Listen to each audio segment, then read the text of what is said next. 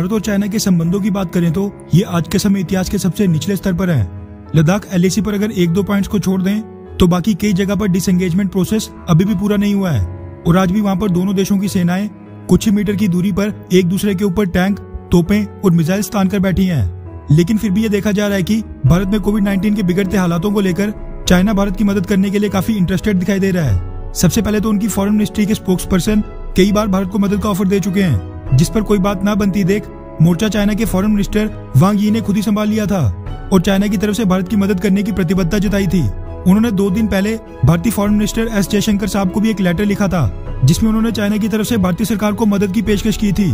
मगर चाइना के इस मूव के बाद भी भारतीय सरकार चाइनीज गवर्नमेंट से मदद लेने में ज्यादा इंटरेस्ट शो नहीं कर रही थी। गौर करने वाली बात है कि हम चाइनीज गवर्नमेंट से मदद लेने की बात कर रहे हैं, क्योंकि भारत से चाइना की प्राइवेट कंपनीज को कई हजारों ऑक्सीजन कंसंट्रेटर्स और मेडिकल इक्विपमेंट्स के लिए ऑर्डर प्लेस किए गए हैं। अब क्योंकि भारतीय सरकार को दुनिया के 40 से ज्यादा देशों की सरकारों से डायरेक्ट मदद पहुंच रही थी, ऐसे में अगर मुख्य देशों की बात करें तो चाइनीज सरकार ही सबसे पीछे थी, क्योंकि भारतीय सरकार अभी भी चाइना की मदद के ऑफर को डाइजेस्ट नहीं कर पा रही थी। वैसे देखा जाए तो एक तरफ तो चाइना भारत की मदद की बात करता है, तो दूसरी तरफ उसने उसी समय चाइना से भारत आने वाली सिचुआन एयरलाइंस की सभी कार्गो फ्लाइट्स 15 दिनों के लिए सस्पेंड कर दी थी। ऐसे में दोनों देशों के बीच एक म्यूचुअल ट्रस्ट या कॉपरेशन की कमी साफ दिखाई दे रही थी, जिसको दूर करने के लिए चाइना के प्रेसिडेंट शी जिनपिंग अब खुद ही सामने आए हैं। दरअसल the Hindu, Hindustan times, the times of India और कई बड़े बड़े मीडिया हाउसेस के हवाले से मीडिया रिपोर्ट सामने निकल कर आ रही है कि चाइनीज प्रेसिडेंट शी जिनपिंग ने भारत के प्रधानमंत्री मोदी को एक खत लिखकर भारत में तेजी से फैल रही कोरोना वायरस महामारी पर संवेदना प्रकट की है और इससे निपटने के लिए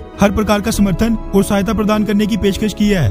संदेश में उन्होंने कोविड-19 से लड़ने में दोनों देशों के बीच कॉपरेशन को बढ़ाने की इच्छा जताई है। वैसे आपको बता दूं कि इसे ठीक 2 दिन पहले चाइनीज विदेश मंत्री वांग यी का भी एक लेटर भारतीय विदेश मंत्री एस जयशंकर साहब को आया था, जिसमें सेम यही बातें लिखी थी और चाइना की तरफ से भारत को मदद का ऑफर दिया गया था। और उसके पहले चाइनीज फॉरेन मिनिस्ट्री के स्पोक्स पर्सन भी यही रट लगाए बैठे थे। लेकिन इस पूरे टाइम पीरियड में भारतीय सरकार ने अपने लेवल पर चाइना से कोई भी मदद लेने में इंटरेस्ट बिल्कुल भी शो नहीं किया, जबकि इंडिया के कई ट्रेडर्स, हॉस्पिटल चेन्स और इम्पोर्टर्स एक्सपोर्टर इन सभी ने पिछले कुछ दिनों के अंदर अंदर चाइना को कई हजारों ऑक्सीजन कंसंट्रेटर्स और मेडिकल इक्विपमेंट्स के ऑर्डर प्लेस किए हैं। अब चाइनीज गवर्नमेंट क्यों बार बार भारत को मदद का ऑफर दे रही है, ये तो सबको पता है कि चाइना इमेज रीबिल्डिंग के साथ साथ जो दोनों देशों के बीच बिगड़े हुए ट्रेड रिलेशंस हैं, उनको वापस से गलवान घाटी इंसिडेंट से पहले वाली स्थिति में लाना चाहता है, जब भारत में चाइना की एप्स, उसकी इन्वेस्टमेंट और इंपोर्ट्स पर किसी भी प्रकार की रोक या फिर एंटी डंपिंग ड्यूटी नहीं लगाई जाती थी। और उसको अचीव करने के लिए चाइना इस कोविड-19 महामारी का फायदा उठाते हुए दोनों देशों के रिश्तों में तनाव कम करने की कोशिश कर रहा है। लेकिन ये भारतीय सरकार के लिए बहुत ही बड़ी असमंजस की स्थिति है,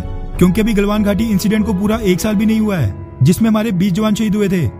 ऐसे में आज महामारी के समय चाइना से किसी भी प्रकार की मदद ली जाए या फिर नहीं, इस पर भारतीय सरकार भी पूरी तरह कंफ्यूज्ड है। और देखने को ये मिल रहा है कि भारतीय सरकार की तरफ से ना ही चाइना के मदद के ऑफर को पूरी तरह डिक्लाइन किया जा रहा है और ना ही ओपनली एक्सेप्ट किया जा रहा है। खैर, इस पर क्या फैसला लेना है ये तो भारतीय सरकार के एक्सपर्ट्स ही तय कर लेंगे। लेकिन इस पर आपकी क्या राय है कि क्या आज के हालातों में चाइनीज गवर्नमेंट से मदद ले लेनी चाहिए,